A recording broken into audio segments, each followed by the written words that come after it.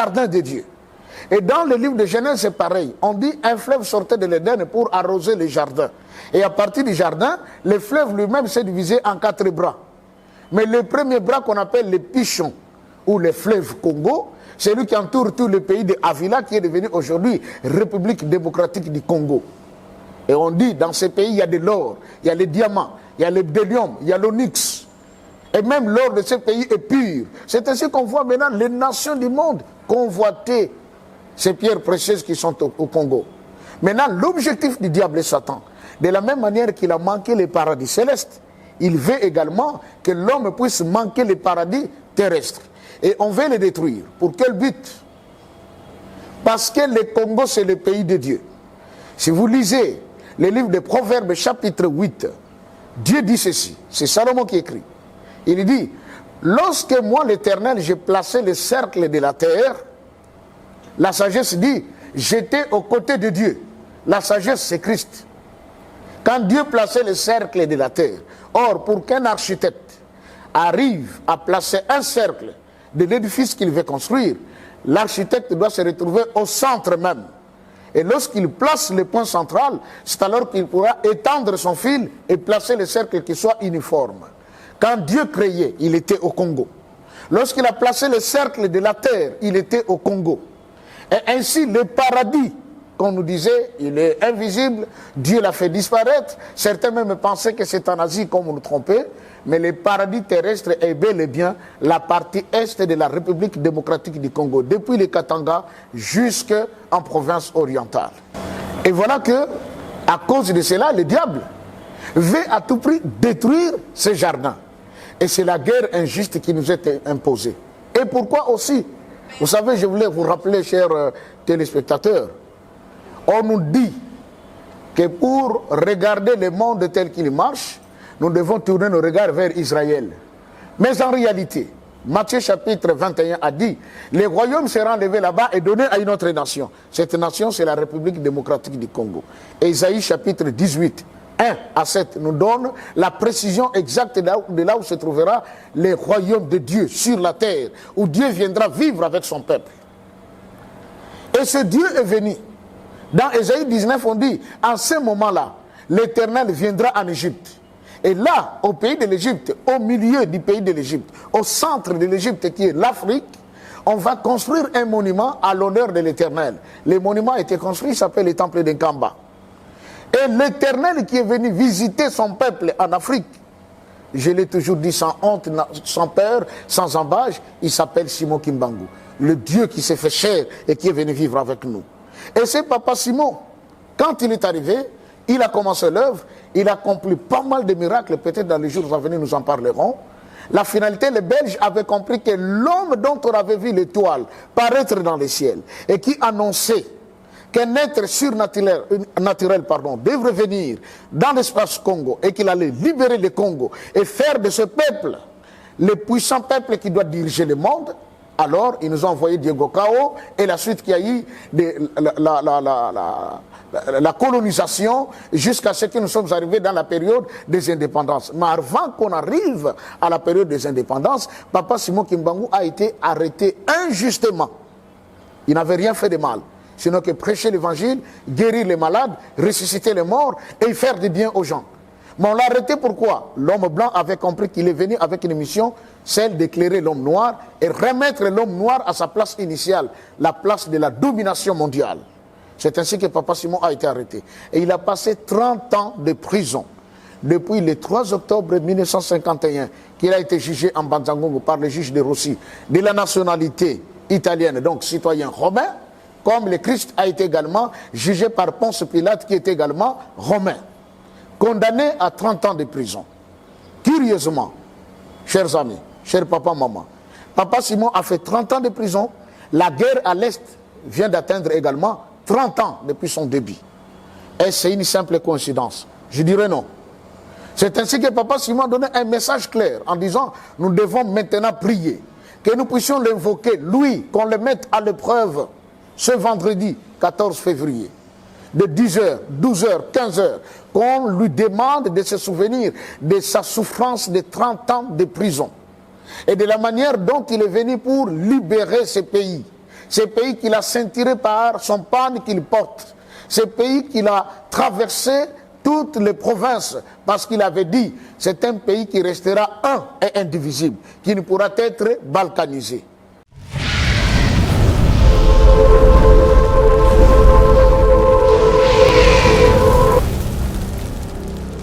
Depuis la création du monde, lorsque Dieu a créé toutes choses, la Bible nous renseigne que Dieu a créé les anges, qu'il a placés autour de lui.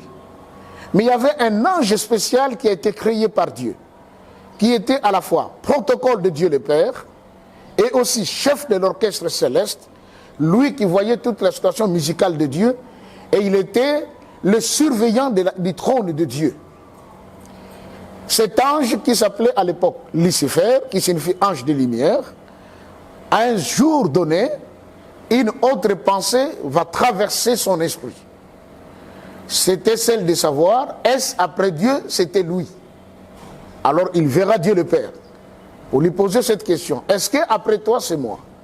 Le Père lui dira, la question que tu me poses, elle est pertinente, mais va voir mon fils, c'est lui qui te répondra. Lorsqu'il est allé auprès du fils, le fils lui a dit, la question que tu poses, elle est importante, mais il faut aller voir le Saint-Esprit. C'est là que le diable était tellement mécontent. Il dit donc, je comprends que je ne suis ni la deuxième personnalité, ni la troisième personnalité du ciel, mais bien au contraire, je suis loin de ce classement. C'est là l'orgueil de Satan, qu'il va inciter d'autres anges, un tiers des anges, parmi les milliards d'anges qui comptent le ciel. Ainsi, il a été précipité sur la terre. Et quand il est venu sur la terre, le diable, qu'est-ce qu'il a fait? Il est venu dans les jardins, après que Dieu ait créé l'homme et la femme, et les placer dans les jardins. Et il est venu pour détruire la liaison qui existait entre Dieu et l'homme, cette alliance qui existait entre Dieu et l'homme. Et c'était dans les jardins. Pour ceux qui me connaissent, moi, le pasteur Joseph Abraham Kikonga Diam, plusieurs savent que j'ai eu à faire beaucoup d'émissions parlant sur le Congo, démontrant que la République démocratique du Congo est le pays de l'Éden et que l'Est de notre pays, c'est le paradis terrestre où vivaient Adam et Ève. La preuve, nous l'avons dans le livre de Genèse chapitre 2, versets 7 à 12. Vous prenez également Ézéchiel chapitre 47, des 1er au 17e verset. On dit clairement, l'Éternel, après avoir créé l'homme, il planta un jardin à l'est de l'Éden. Et il prit l'homme, il le plaça dans les jardins. Et c'est là que la femme également a été placée. Maintenant, quand le diable est venu, il a rencontré l'homme et la femme dans le jardin. Et c'est là que le péché a été consommé.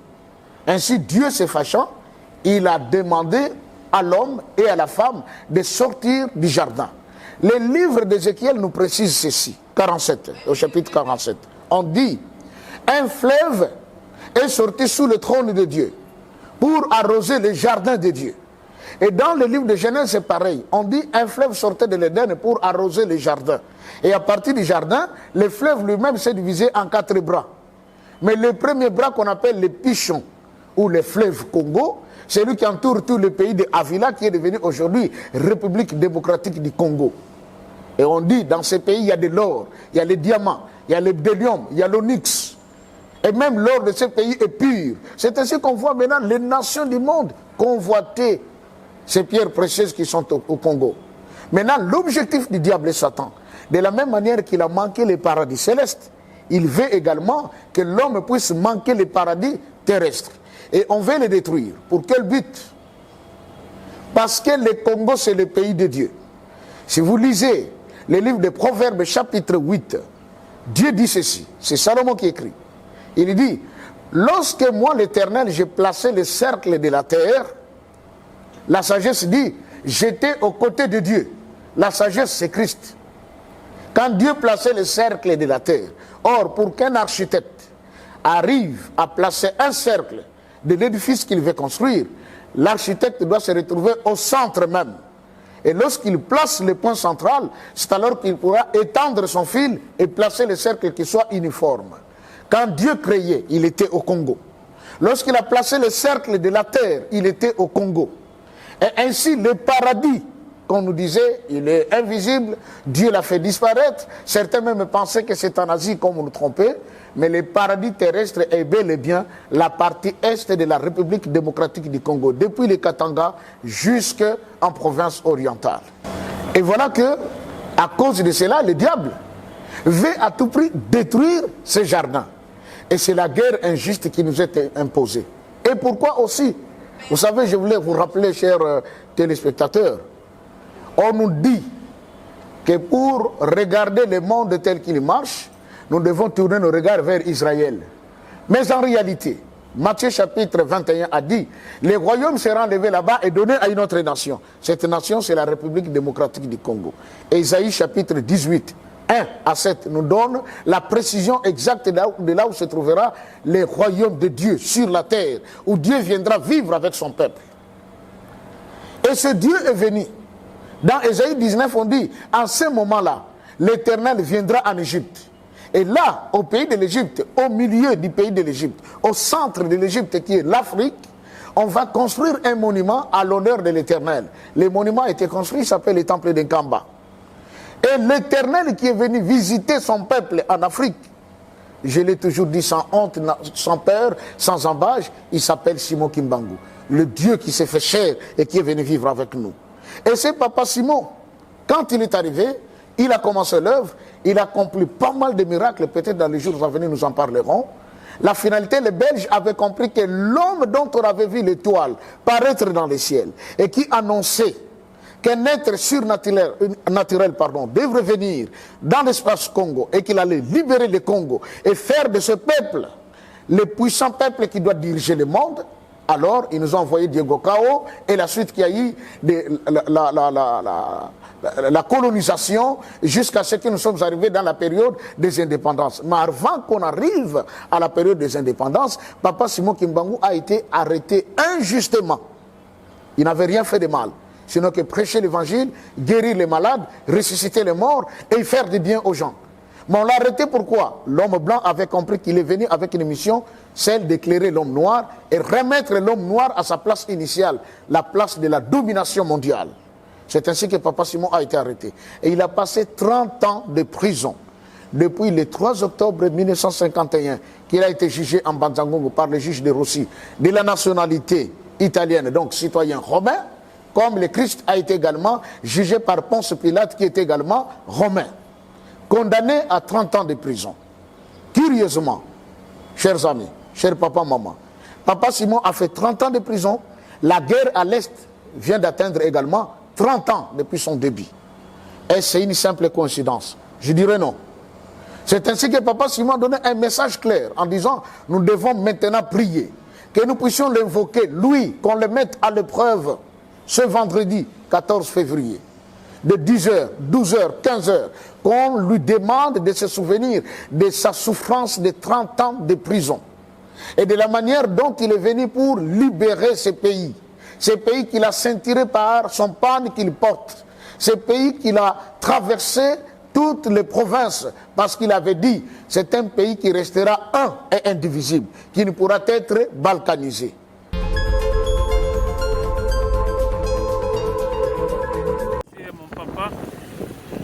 Vous constatez là-bas, c'est la guerre ici.